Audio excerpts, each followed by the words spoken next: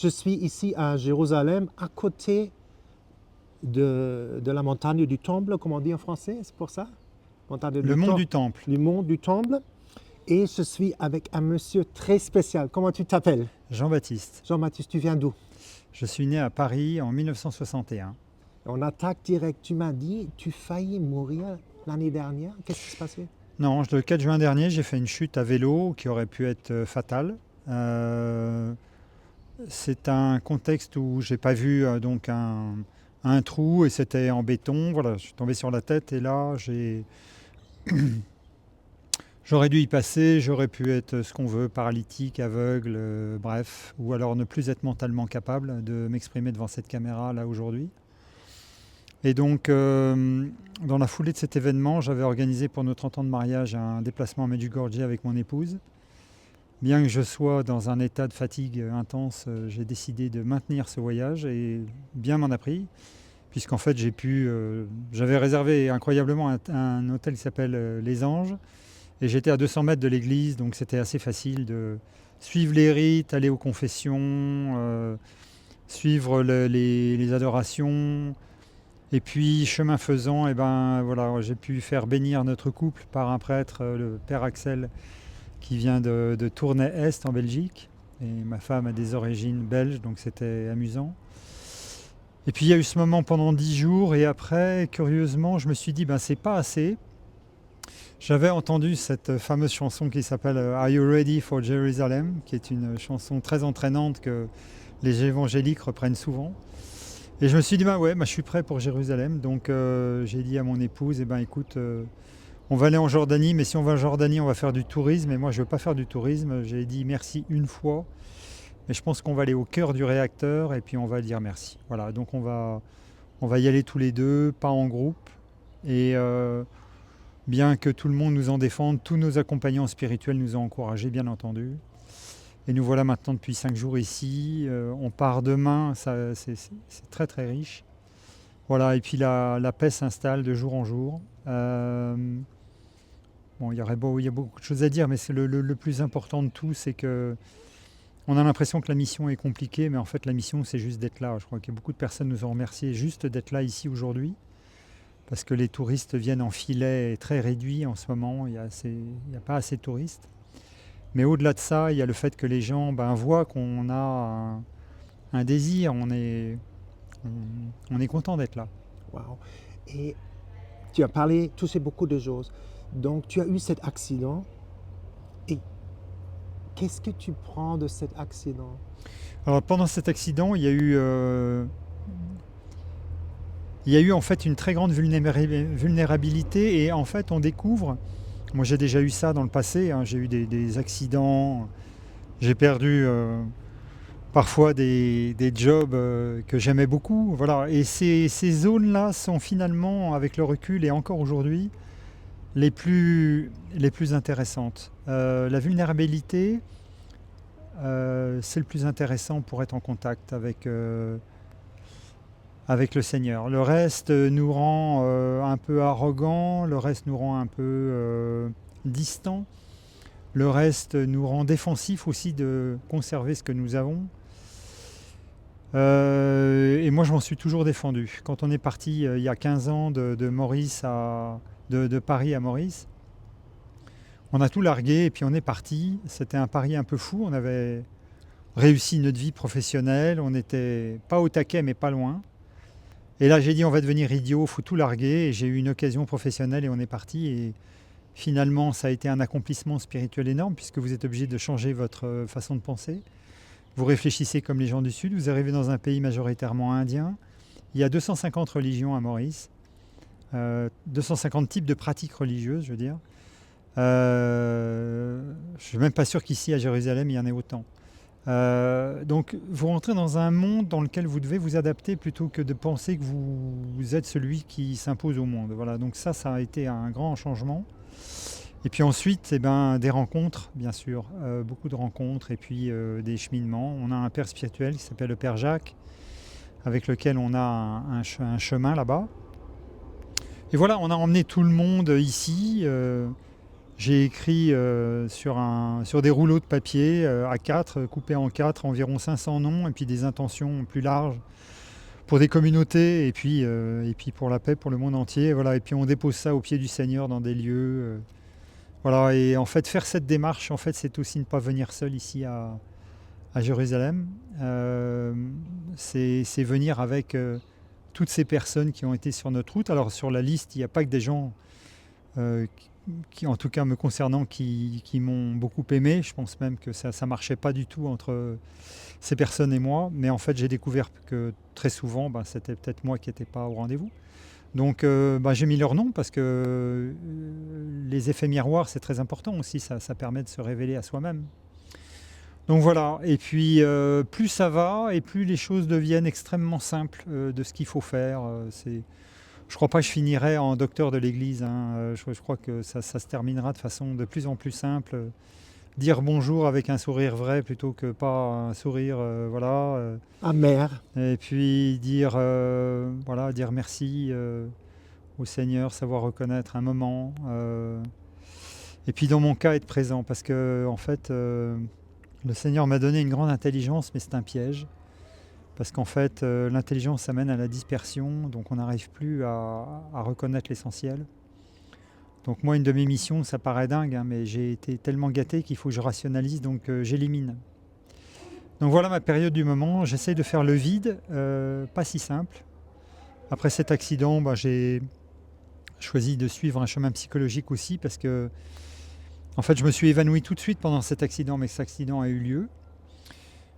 J'ai eu aussi une expérience mystique très forte à cette occasion, puisque j'ai vu enrouler sur des magnifiques papiers écrits en calligraphie sublime les prières du monde entier en fait montées vers le ciel. Et cette image en fait était tellement forte que mon cœur en fait s'est emballé. Et quand il est monté à mon avis au-dessus de 200 ou 210, j'ai dit c'est ok pour la vision, parce que là je peux pas. En fait, le feu d'amour, c'est un truc. Enfin, je veux dire, on n'est pas armé avec la bonne fréquence pour voir le feu d'amour. Le feu d'amour, c'est un...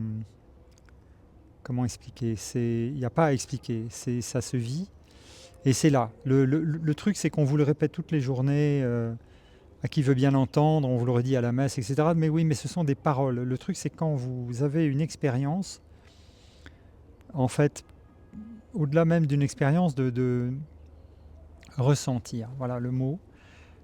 Si on ressent l'affaire, moi ça me tranquillise pas parce que j'ai pas peur de la mort. Moi le face à face, ça me fait pas peur. En revanche, la question qui reste toujours là, c'est de se dire et alors, qu'est-ce qui se passe, qu'est-ce que je dois faire avant ce face à face? C'est ça la question.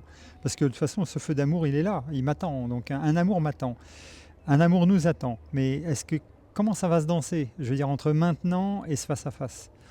Et je n'avais pas compris la relation au temps, par exemple. Donc, comme on vient de l'échanger, la clé, en fait, c'est de ralentir au lieu d'accélérer. Moi, pendant 20 ans, j'ai dû faire 2 burn-out. J'ai donné tout ce que j'avais à ma vie professionnelle.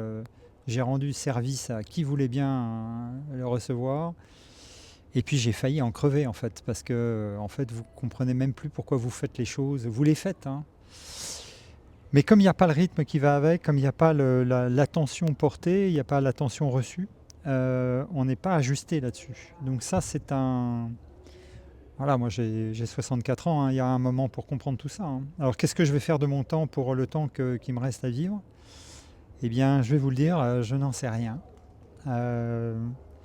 Je fais le vide et je fais le constat du fait que j'ai pas terminé ce travail, c'est pas fini. Mes prières sont des prières plutôt spontanées. J'ai beaucoup parlé à mon ange avant. Incroyablement, j'avais écrit à mon ange que j'avais fait un rêve le 11 mars dernier, comme quoi j'étais mort.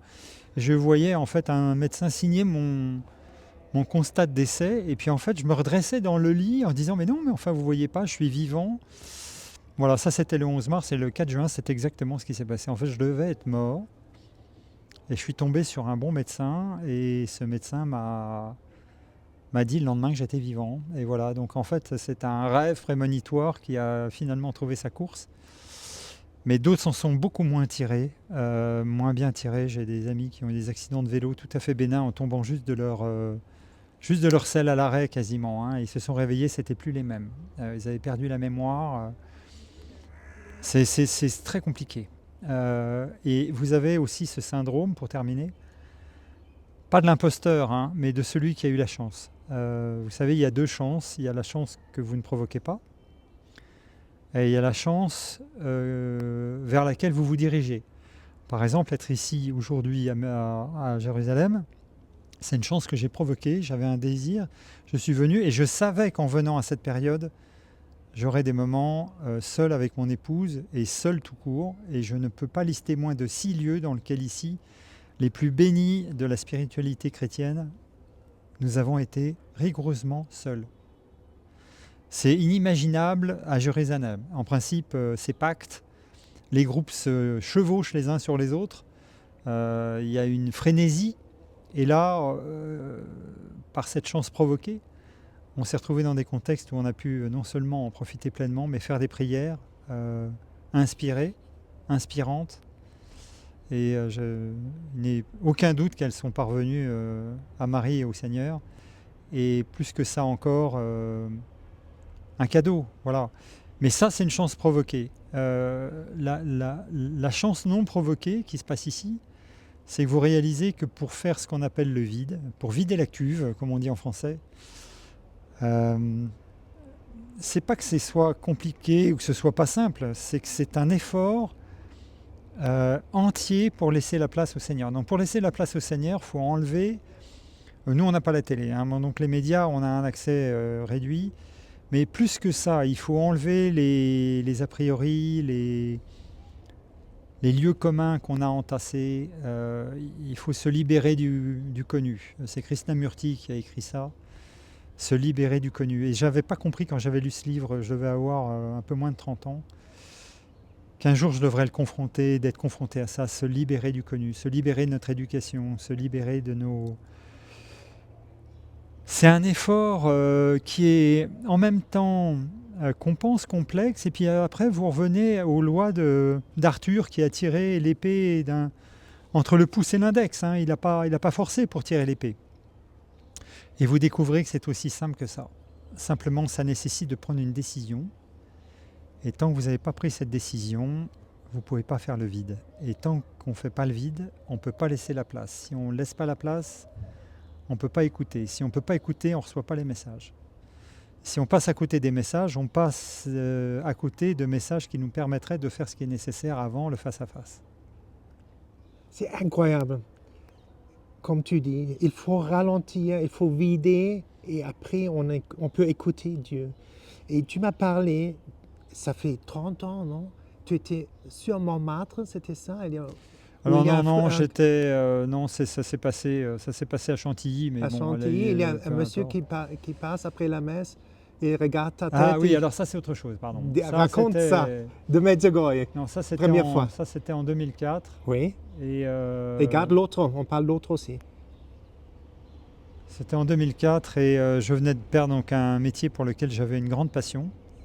Pour tout dire, j'avais rêvé de faire ce métier, j'avais rêvé de le faire dans une entreprise et je suis arrivé là par le biais d'un ami qui m'en a fait le lit. Et ça a très bien marché pour moi pendant 11 ans et j'ai très très mal vécu le fait de devoir... En fait, ça s'est arrêté. Je ne sais même pas que j'ai été évacué du système, c'est que ça s'est arrêté.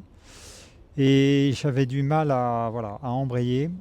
Et je suis tombé sur un de mes amis qui commençait le séminaire sur la place des Petits Pères à Paris, devant Notre-Dame des Victoires. Et il m'a regardé, il m'a dit « Écoute, tu as la tête de quelqu'un qui devrait aller à Medjugorje, mais maintenant. » Donc le soir même, j'ai choisi au hasard une agence et la semaine d'après, je partais c'était la messe des Rameaux. C'est ça, c'était la messe des Rameaux. Et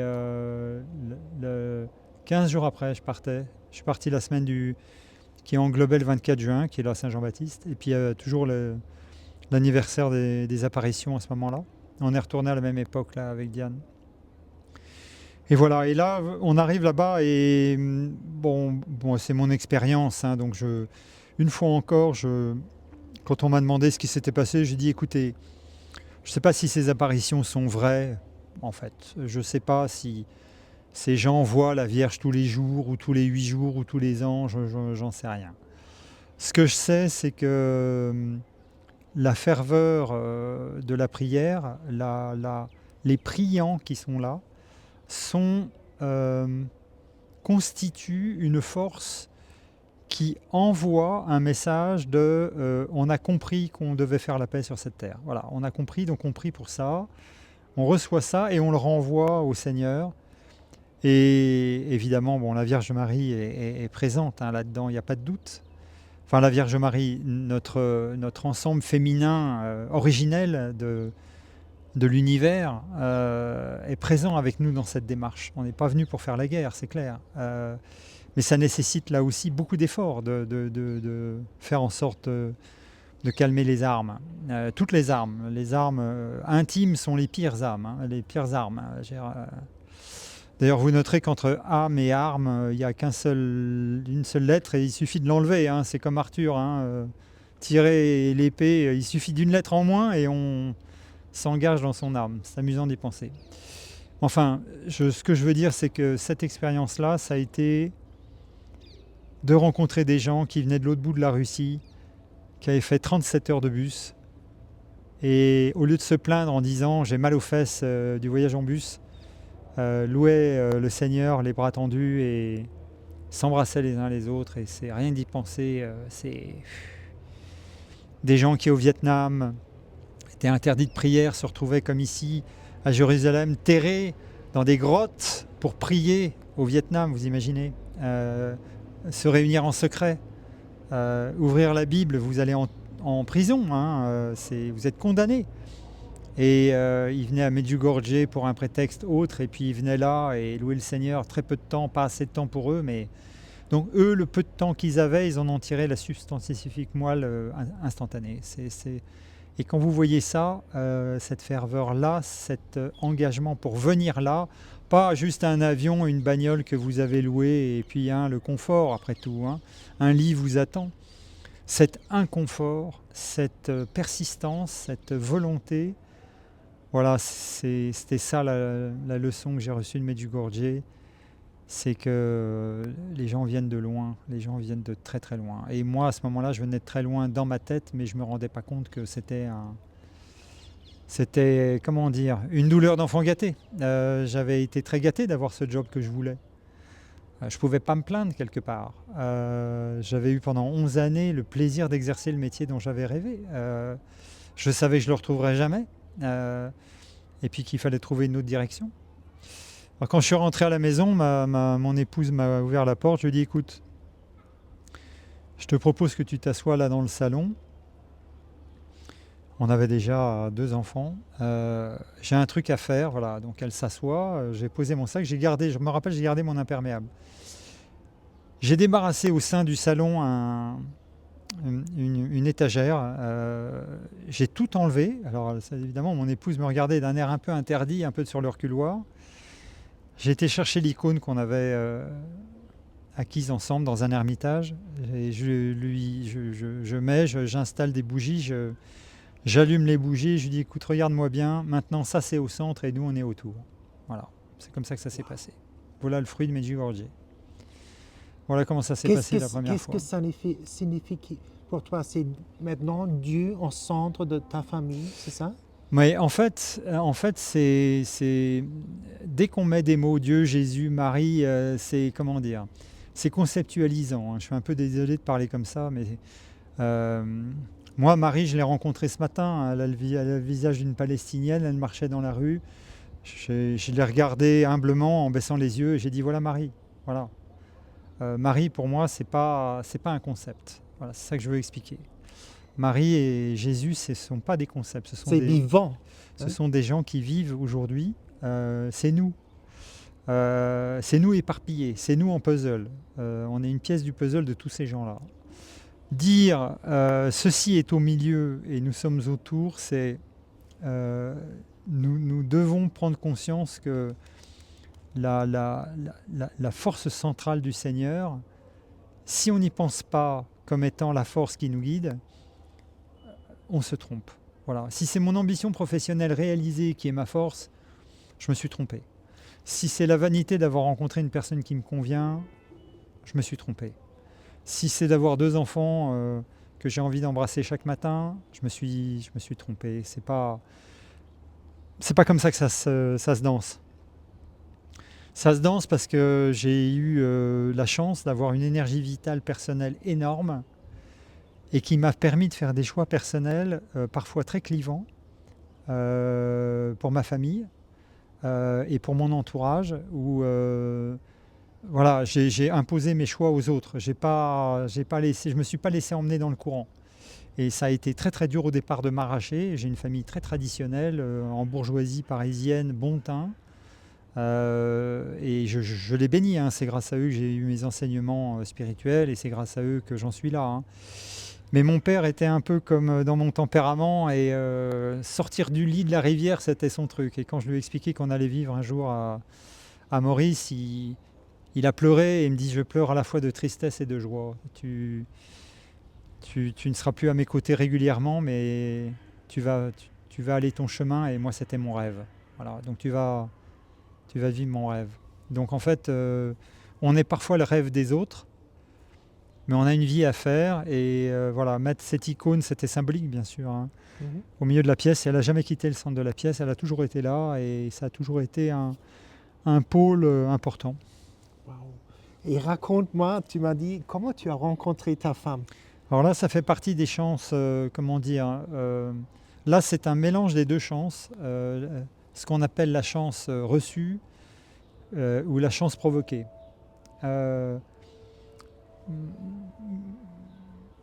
Quelques mois avant, j'avais eu une expérience sentimentale absolument désastreuse. Et j'avais dit au Seigneur un truc très simple. Je lui ai dit: écoute, voilà, tu sais quoi, j'en ai marre. Donc, on va faire comme ça. Ou tu m'envoies quelqu'un digne de ce nom, ou c'est ok, moi je n'ai pas besoin en fait, c'est ok. Je vais vivre ma vie comme ça, après tout, je sais pas d'où vient ce qui a dit, Jacques a dit, il faut, je sais pas, il y a rien, il faut rien. Enfin, ou ça a du sens, ou ça en a pas. Donc, si ça en a un, eh ben, envoie-moi quelqu'un digne de ce nom avec lequel on a quelque chose à faire. Sinon, ben, pas la peine, laisse-moi tranquille et puis moi je vais mon chemin. Parce que là, en fait, on peut se tromper trop facilement. Voilà, et en fait, quelques semaines après, j'ai été dans un événement sur lequel j'étais invité et voilà, Diane est arrivée et c'était un contexte de relations publiques. J'ai juste proposé un verre et c'était là. Voilà, c'était pas elle, c'était là. C'est ça le truc c'était Diane est blonde, plutôt. Vous savez, on a toujours des préférences stupides, hein, plutôt brune, etc. Donc elle avait exactement tous les archétypes de ce que je n'aurais peut-être pas choisi si on me l'avait présenté sur catalogue. Donc je ne vois pas comment les gens font sur Tinder. Mais c'était là. Et l'ami qui m'avait accompagné ce matin-là m'a demandé si j'avais passé une bonne journée. Voilà, il y avait un événement sportif avec des chevaux qui étaient là, c'était très agréable. Je lui dis: écoute, oui, c'était une très bonne journée parce que je pense que j'ai rencontré la femme de ma vie. Mais il me dit: mais je ne comprends pas. T'as rencontré la femme de ta vie, comment c'est comme ça là? Ben, je dis: non, pas comme ça justement, c'est ça le truc, c'est que c'est pas comme ça. C'est que j'étais disponible. Voilà. Et comme j'étais disponible, et ben, le Seigneur m'a envoyé la bonne personne, mais j'étais disponible aussi pour l'entendre. Si j'avais continué à être énervé de l'échec du passé, je l'aurais même pas regardé, je l'aurais même pas vu et on se serait croisés comme une personne que voilà, et puis ça aurait été terminé. Et il s'avère que mon épouse a rompu avec son ami du moment le soir même aussi. Voilà, on s'est revus quelques temps après, et on s'est mariés 9 mois plus tard, et voilà, et ils eurent 2 enfants. Voilà, ça s'est passé comme ça. Maintenant 30 ans de mariage. Et nous avons fêté nos 30 ans de mariage à Medjugorje puisque j'ai tenu à remercier le Seigneur, mais j'ai failli ne pas être en état d'y aller. Waouh. Mais ce fut le cas. Incroyable. Donc, merci Seigneur. Et tu as la musique qui vient. C'est incroyable en même temps. Alléluia. Et qu'est-ce que tu dis aux gens? Pourquoi le mariage? Parce que beaucoup de gens ils veulent avoir un bel mariage. Alors, moi j'ai envie de dire, vous savez quoi, n'en faites pas un absolu. Voilà. Nous ne sommes pas nés pour nous marier. Ouais. Voilà, je vais commencer comme ça. On n'est pas né pour se marier. Mhm. Et on est déjà assez nombreux sur la planète. Je vais aller jusqu'au bout. Donc, je pense qu'il faut cesser de s'énerver à l'idée d'un truc dont on a dit. Jacques a dit, il faut se marier. Jacques a dit, soyez vous-même. Jacques a dit, soyez entièrement vous-même. Jacques a dit, allez au bout de vous-même. Et puis, sur la route, des sentiments peuvent vous attacher à une personne. Mais j'ai envie de dire, les projections dans le mariage, c'est un désastre. Si j'ai épousé le conjoint que mes parents rêvaient pour moi, c'est déjà terminé. Ça peut très bien se passer, hein, je dis pas ça, mais je dis c'est dommage. Ensuite, la peur de l'autre est devenue telle aujourd'hui que je pense que c'est un concept le mariage aujourd'hui. Si on a peur de l'autre, je vois pas comment on peut épouser quiconque. Il faut être en confiance, il faut être en confiance dans un amour, et puis on peut pas aller un pas en avant en se disant ben non, je vais me faire avoir, je serai déçu. Mais il n'y a pas à être déçu ou pas déçu. Il y a une. Moi, je crois qu'avant de parler de mariage, il faut parler d'une construction qui va partir à partir d'un élément où je vous dis, on sent que c'est là. C'est là, il y a un potentiel, il y a une pâte à pétrir à deux. Voilà, mais c'est pas moi qui épouse une personne qui m'épouse, c'est pas ça. Il y a une glaise au milieu et puis on va la pétrir à deux. Donc c'est un job d'ajustement continuel, c'est une construction de courte échelle. Il y en a un qui va être mal et l'autre, qu'est-ce qu'il fait? Il s'en va, il faillit à sa tâche, il aide, comment ça va se jouer? Il y a des cris dans la maison, ça commence à se disputer, qu'est-ce qui se passe? Comment on fait? Comment se sortir de la mélasse? Donc tout ça, c'est de la glaise à travailler pour faire un chef-d'œuvre à deux. Voilà, c'est la construction d'un chef-d'œuvre à deux. Donc pour moi, dire aux gens, mariez-vous à tout prix, j'ai envie de dire, déjà, il faut avoir envie de pétrir cette glaise à deux. Il ne faut pas que ce soit un petit plaisir personnel de waouh, j'ai eu ma photo du mariage, mais ça n'a aucun sens. Encore aujourd'hui, je vois des mariages, je ne leur donne pas long feu. Ça me fait de la peine. Je vois que ça ne repose pas dans une fondation d'affection déjà réciproque qui soit au niveau de l'engagement dans la durée. Donc, moi, j'oserais dire, faites-le en entier si ça arrive, mais ça vous arrivera d'autant plus si vous ne l'attendez pas. Moi, je ne m'attendais à rien ce jour-là. Je veux dire, ça m'est vraiment, oui, je veux dire, presque un accident. Et j'étais ni pour ni contre. Mais c'est pas parce que vous êtes pour le mariage ou contre le mariage, fût-il homosexuel ou pas, que ça vous arrive. Il faut une collaboration épaisse entre vos tripes. Ça se joue dans les tripes, ça paraît dingue. C'est tout sauf une affaire de sexe. C'est complètement dingue. Donc moi, quand les gens me parlent de mariage en tout genre, je dis, ben, s'il y a les tripes, eh ben, allez-y. Voilà. S'il n'y a pas les tripes, si c'est parce qu'il faut se marier, parce que mon horloge biologique tourne et qu'il faut que j'ai un enfant vite fait, encadré dans un cadre légal ou spirituel, c'est franchement. Là, la fusée va partir de travers et on n'y est plus. Et je trouve ça dommage que les gens... Je trouve ça dommage ce raisonnement. Voilà. Donc voilà mon point de vue sur le mariage. Wow. Désolé, c'est un peu iconoclaste. Non, c'est hein. honnête. C'est Ce pas... canal, c'est de cœur, c'est honnête. Et je t'ai dit avant qu'on parle aussi de confession, chapelet. Tu vas à la confession? Bon, alors la confession, moi j'ai du mal. Hein. Je suis un type, j'ai pas envie d'avouer. Baisser la nuque, ça m'agace. Voilà, ma fierté m'a beaucoup longtemps empêché. Et puis vous arrivez à Medjugorje, et puis là vous vous retrouvez, il y a 70 prêtres, où il y a 2000 personnes. Et vous êtes un petit élément là-dedans. Et vous vous dites évidemment, ben, pourquoi pas moi, quoi, c'est ridicule. Et là, vous y allez une fois, vous êtes déjà confessé, vous revenez 2 heures après, vous ne comprenez pas pourquoi. Vous y allez pas tous les jours, mais pas loin. Mais qu'est-ce qui se passe en fait? Là aussi, je crois que c'est pas une histoire de... Il faut se confesser.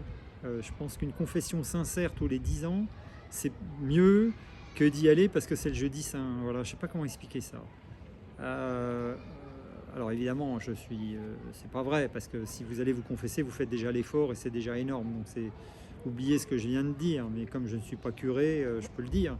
Mais moi, c'est mon sentiment, c'est dire allez-y, lâchez les paquets. Mais là, par exemple, à Jérusalem, j'ai pas trouvé le moment, j'ai pas trouvé la bonne personne, ça s'est pas passé. J'ai pas de regret. Je veux dire, je le ferai ailleurs.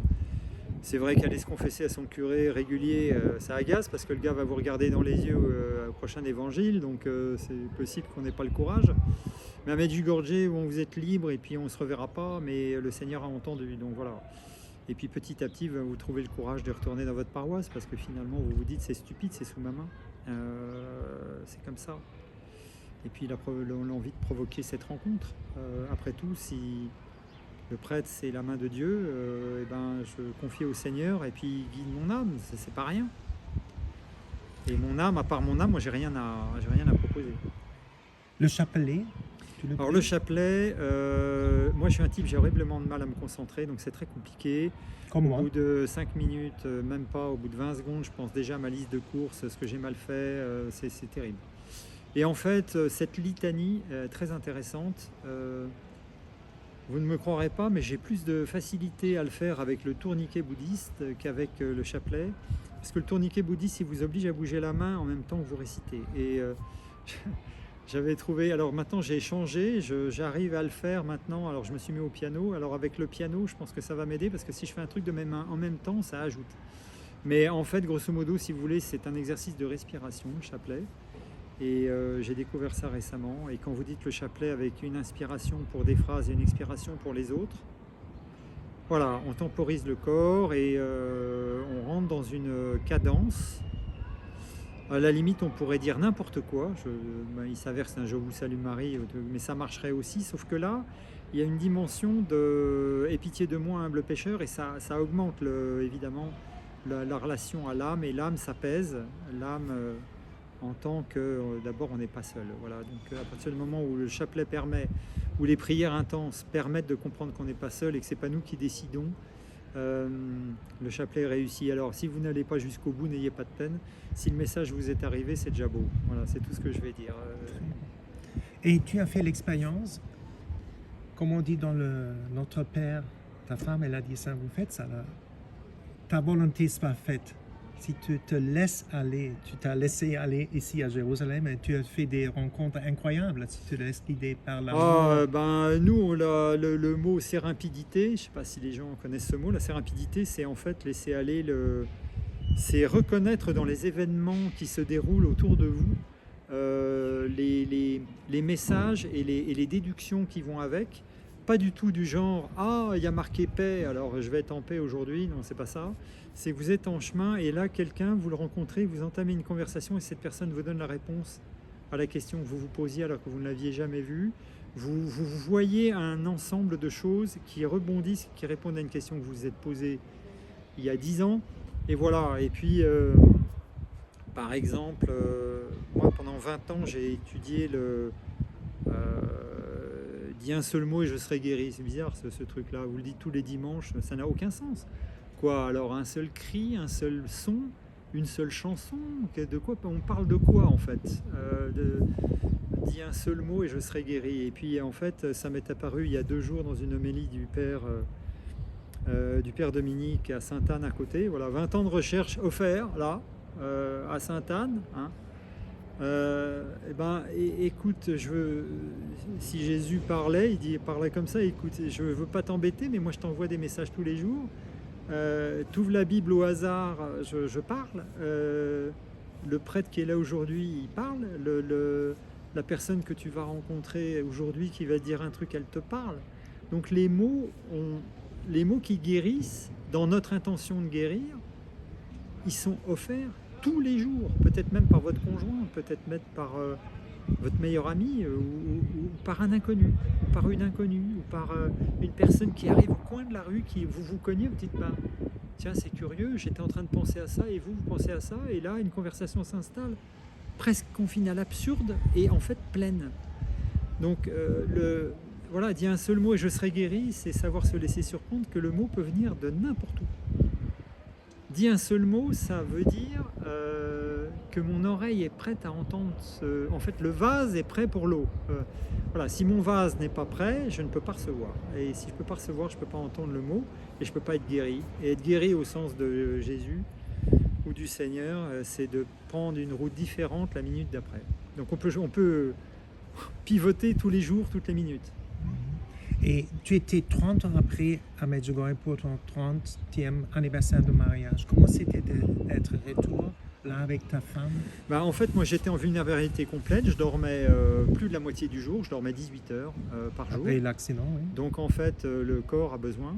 Donc vous allez prier, vous vous nourrissez un peu, vous dormez, faites une confession, faites l'adoration, faites la messe, vous revenez, vous dormez, vous vous réveillez, une procession passe. Vous êtes dans une espèce de cycle, vous êtes dans un aérodrome à prière. Donc cet aérodrome à prière, il est tellement fort, des larmes viennent, des rires viennent, des émotions viennent, des pensées transverses viennent, des visages sont imprimés en vous pour jusqu'à la fin de vos jours. Vous voyez vous voyez les choses comme elles sont. C'est assez étonnant. Et voilà, donc moi c'était très particulier. Moi j'étais là, je ne pouvais pas être plus réceptif. J'avais rien à donner, j'avais tout à recevoir. Mais pour moi, Medjugorje, je ne suis pas sûr que j'y retournerai. Je veux dire, ça ne peut pas être un endroit, pour moi, hein, je parle, c'est un endroit de... C'est une énergie d'une vie presque. Alors d'y retourner, c'était parce que je voulais que Diane le vive aussi. Si mes enfants me proposent d'y aller, j'y retournerai. Mais y retourner pour moi, non, j'ai reçu suffisamment là pour entendre que la dispersion, c'était plus pour moi. Voilà. Donc depuis, qu'est-ce qui s'est passé? Depuis, j'ai rendu tous mes mandats professionnels. Certains un peu sévèrement en expliquant que mes valeurs n'étaient plus du tout compatibles avec ce qu'on proposait. J'ai rendu mes engagements aussi dans mes associations. Et je leur ai dit, j'y serai plus pour rien. Et je leur ai dit, et ce qui est vrai encore aujourd'hui, j'arrive pas à supporter la pression, donc je suis pas encore en état là psychiquement de tenir une promesse, donc je ne peux pas la tenir, donc je ne vais pas le faire. Et en même temps, je sais que je pense que je reviendrai pas. Enfin, je veux dire, voilà, je pense que c'est comme les rois mages, je vais repartir par un autre chemin. Voilà, je pense que c'est comme ça. Et la Terre Sainte ici maintenant, comment c'est? Qu'est-ce que tu dis aux gens? Pourquoi venir ici une fois? En fait,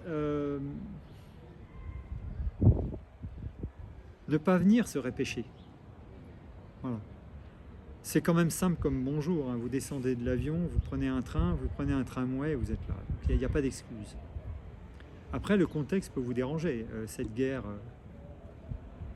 qui date quand même d'il y a plus de 10 000 ans, il y a un caractère roboratif qui confine à l'erreur humaine. Enfin, je veux dire, c'est la honte pour l'humanité, ce qui se passe ici. Les entraves à Bethléem, pour les gens qui vivent là, parce qu'un État a décidé d'entraver votre vie quotidienne, un quasi-apartheid de pouvoir utiliser une route et pas l'autre, c'est une honte pour l'humanité. C'est une décision de gouvernement, c'est pas une décision humaine. Donc il y a des gens qui sont empêchés par ça. Mais je crois que, comme on nous y invite, si on ne regarde pas au-dessus de la palissade et qu'on voit que ça, on a perdu, on est comme l'idiot qui, quand il regarde l'index de quelqu'un qui tend vers le haut, il voit l'index et il ne voit pas la lune. Il faut être stupide pour ne pas venir ici. Venir ici, c'est une chance qu'on peut provoquer très facilement. Le coût n'est pas élevé, qu'à choisir des hôtels accessibles. Le coût des avions aujourd'hui est très raisonnable. Donc, il n'y a pas d'excuse. Et pourquoi venir? En fait, le pourquoi, la réponse est dans la question. Si vous vous demandez pourquoi je devrais venir à Jérusalem, c'est que vous êtes déjà là. Et vous saurez. Tout le monde a sa réponse à Jérusalem. Alors peut-être que vous chanterez la chanson Are You Ready for Jerusalem? Vous verrez, hein, trouvez ça sur YouTube. Jérusalem, dance, Non, yeah. Are You Ready for Jerusalem? Et qui est prêt pour Jérusalem? Tout le monde est prêt pour Jérusalem. Tout le monde est prêt pour le berceau de l'humanité. Le monde est ici. Mais a-t-on besoin de venir à Jérusalem? Non. Non. Il y a des gens qui ont des handicaps qui ne leur permettent pas de venir. C'est pas une ville pour handicapés ici, c'est très compliqué. On peut venir évidemment handicapé, il n'y a pas de doute. Hein. Puis tous les handicapés peuvent revenir. Voilà, je dis ça, mais c'est pas tellement prévu. En revanche, si vous êtes chez vous et vous pensez à Jérusalem, vous êtes déjà dans son énergie. Donc on peut venir à Jérusalem aussi par la pensée, par la prière. On n'a pas besoin de faire tous ces efforts. Des gens peuvent être vos yeux et venir à Jérusalem et faire un témoignage. Moi, je pense que je vais probablement faire ça pour les gens qui, à Maurice, n'ont pas les moyens d'aller à Jérusalem. Bon, ça ne sera pas forcément long, mais moi, je dirais mon témoignage, c'est tout. Je dirais, voilà, écoutez, moi, j'ai eu la chance d'aller à Jérusalem, j'ai eu envie d'y aller.